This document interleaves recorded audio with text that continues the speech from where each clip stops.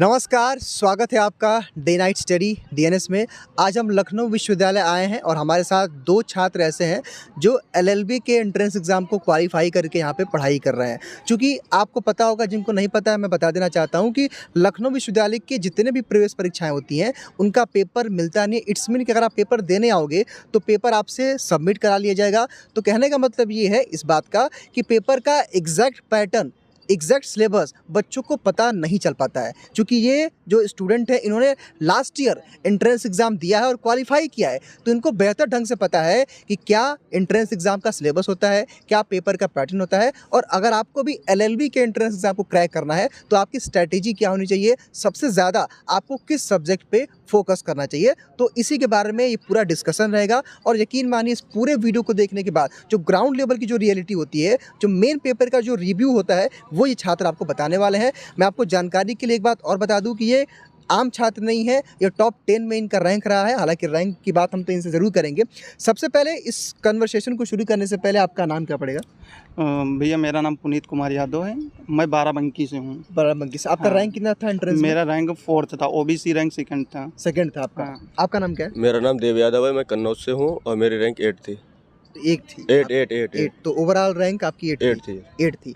तो चूंकि आप लोगों ने, मैंने पहले भी ये बात कहा और आप लोगों को बेहतर पता होगा कि लखनऊ विश्वविद्यालय अपने एंट्रेंस एग्जाम का पेपर देता नहीं है। तो सबसे पहले मैं आपसे जानना चाहूँगा कि पेपर का पैटर्न क्या होता है?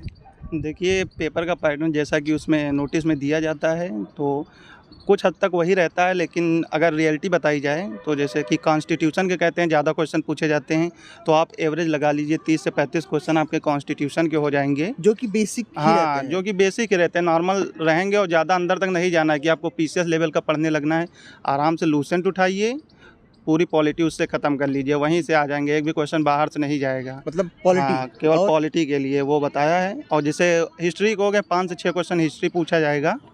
तो हिस्ट्री में आप ये पढ़ लीजिए कौन से वंश का कौन सा राजा है और उसकी राजधानी के यहाँ संस्थापक कौन है, यही सब बेसिक चीज़ें पढ़ लीजिए। बेसिक। और करंट अफेयर पे आप थोड़ा ज़्यादा फोकस कीजिए और लास्ट 6 मंथ के जो हैं उस पर ज़्यादा फोकस कीजिए। ज्योग्राफी का वेटेज? ज्योग्राफी के भी 3-4 हिस्ट्री और ज्योग्राफी के 3-4 क्वेश्चन आपको मतलब 5 से 6 मिला लीजिए, बहुत नहीं पूछा जाता। आपका कॉन्स्टिट्यूशन मिलेगा और आपका करंट अफेयर मिलेगा, मेन रहेगा। 50% यही सिलेबस कवर करता है आपका। उसके बाद रीजनिंग? उसके बाद रीजनिंग के रहेंगे 7-8 क्वेश्चन। जनरल साइंस भी आपने बताया? हाँ, जनरल साइंस नॉर्मल रहता है, नॉर्मल रहेगा। हाँ, यानी कि इन सबसे 100 क्वेश्चन आपके बनते हैं। 100 क्वेश्चन बन जाएंगे। हाँ, तो पेपर पैटर्न कहने का मतलब ये है कि भाई पूरे एग्जाम का जो मॉडल होता है, जैसे नंबर ऑफ क्वेश्चंस 100 होते हैं, ठीक है, मेरे ख्याल से 1.5 घंटे 90 मिनट का टाइम मिलता है। और हाँ, नेगेटिव मार्किंग होती है? नहीं, नेगेटिव मार्किंग नहीं होती है।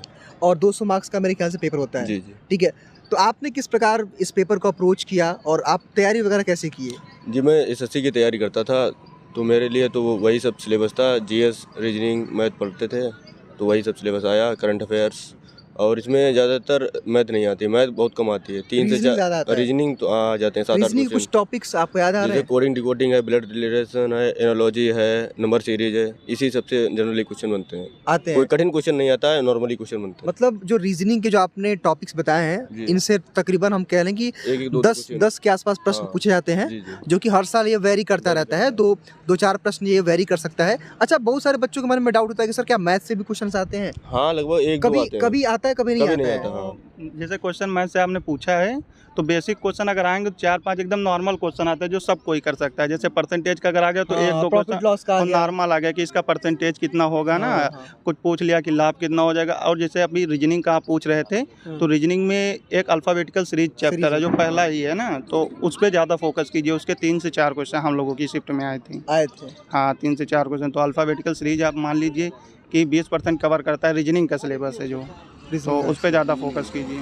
अच्छा, करंट अफेयर्स की आप लोगों ने बात किया, मुझे अभी याद आया, तो जितने भी एस्पिरेंट हैं जो एंट्रेंस देंगे, उनको नियर अबाउट कितने मंथ का करंट अफेयर लेटेस्ट प्रिपेयर करना चाहिए? तो जैसे करंट अफेयर की भैया बात बता रहे हैं, तो 3 मंथ का तो कंठस्थ हो जाए। मंथली आप पढ़िए और वो डेली रूटीन में ना जाइए कि 1.5 घंटे की वीडियो देख रहे हैं। और मंथली पढ़ लीजिए, 3 महीने का कंठस्थ हो। और अगर आप लेटेस्ट होना चाहिए। हाँ, 3 महीने का लेटेस्ट जो पिछला है। और अगर 6 महीने का कर रहे हैं तब फिर कंफर्म है कि आपका एक भी क्वेश्चन नहीं जा रहा बाहर से, नहीं जाएगा। मतलब जो है लेटेस्ट 6 मंथ का अगर हम प्रिपेयर कर लेते हैं करंट अफेयर, तो जो है बेहतर हम रिजल्ट रिजल्ट ला सकते हैं। जी जी जी अच्छा, आप चूंकि आपने बता रहे थे कि आप तैयारी वगैरह एसएससी वगैरह करते थे, जी। तो मेरे ख्याल से आपके लिए पेपर मॉडरेट ही लगा होगा, जी, बहुत जी, कुछ ज़्यादा टफ नहीं रहा ज़्यादा होगा। टफ नहीं था तो ओवरऑल मार्क्स कितने आपके आए थे 200 में जी, से?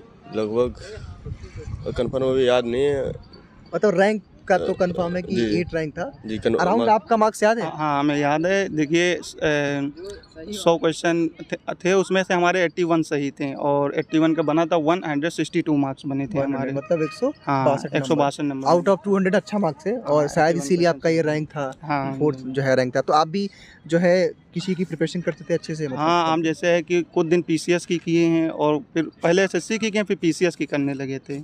तो उसी में ही एग्ज़ाम आया, क्योंकि इधर उधर पेपर निकल नहीं रहे थे, कोविड भी चल रहा था, तो हमने कहा इधर ला भी कर लेते हैं एक ला कर सेकंड। लेते हाँ, तो बढ़िया रहा। अच्छा, अभी क्या है कैंपस का माहौल वगैरह, पढ़ाई वगैरह क्या है? बहुत बढ़िया बढ़िया माहौल है। बढ़िया है आपके अकॉर्डिंग? हाँ, एकदम अच्छा है। आइए आप घूमिए और बिंदास होके जाइए अच्छा, लखनऊ। कॉन्स्टिट्यूशन की बातचीत कर रहे थे आपकी पढ़ने के लिए, तो आपकी मतलब स्ट्रेटेजी कॉन्स्टिट्यूशन को लेकर क्या रही? चूँकि आपने कहा कि 30 टू 35 क्वेश्चन आता है, तो किस प्रकार आपने प्रिपेयर किया? जैसे कि कुछ इम्पोर्टेंट टॉपिक हैं, अमेंडमेंट पढ़ लीजिए, संविधान संशोधन जो है कुछ इम्पोर्टेंट हुए हैं, कुछ इम्पोर्टेंट आर्टिकल्स आपके हैं, और सोर्सेज हैं कहाँ से कौन चीज़ लिया गया है किस संविधान से।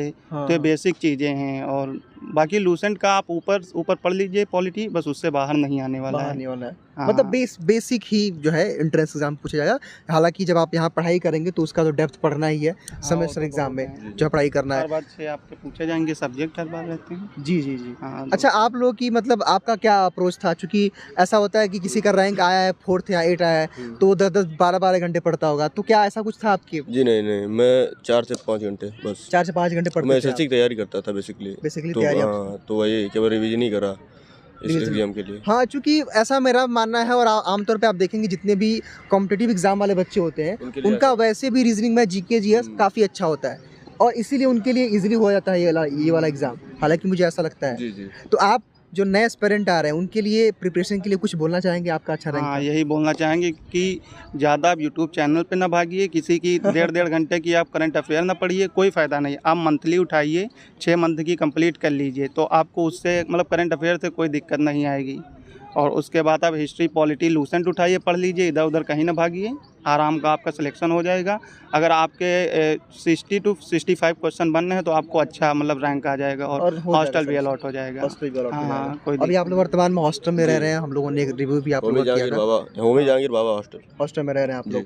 तो चूंकि आप लोग भाई अदर जो है सिटी से, अदर जो है स्टेट से। जो है आए हैं, आप डिस्ट्रिक्ट से आए हुए हैं, तो मतलब लखनऊ का माहौल कैसा लगता है आप लोगों को पढ़ने में? बढ़िया लगता है। सब बढ़िया लगता है। जी। तो आगे आप लोग का अपने कुछ फ्यूचर में कुछ सोचा है, क्या करना है? हाँ, जैसे जुडिशरी में जाना है, पीसीएसजे की तैयारी करना है। अच्छा, और आपने? हाँ, प्लान बड़े हैं, बाकी कोशिश जारी है लगातार। नहीं, बहुत अच्छी हाँ। बात है। आपने क्या सोचा है? मैं प्रैक्टिस के बारे में एडवोकेसी करूँगा। एडवोकेट मतलब जी। वकील बनने वाले हैं भविष्य के। जी। तो ये रहा बातचीत का एक सेशन, और मैं उम्मीद करता हूँ कि इस वीडियो के माध्यम से और इस वीडियो को देखने के बाद जितने भी एस्पिरेंट रहे होंगे उनके जितने डाउट्स कन्फ्यूजन होते हैं सिलेबस को लेकर के, पेपर पैटर्न को लेकर के, क्योंकि देखिए मैंने पहले ही कहा पेपर मिलता नहीं है, तो ये वो अभ्यर्थी हैं जिन्होंने एंट्रेंस एग्जाम में पार्टिसिपेट किया, इन्होंने जो रियलिटी है इन्होंने उस चीज़ को आपके सामने प्रेजेंट किया है। तो आई होप कि आपके लिए वीडियो काफ़ी हेल्पफुल रहेगा, और आप लोग का भी थैंक यू सो मच, और आप लोगों को भी ढेर सारी शुभकामनाएं भविष्य के लिए। Thank you again and thank you so much. Thank you. Thank you.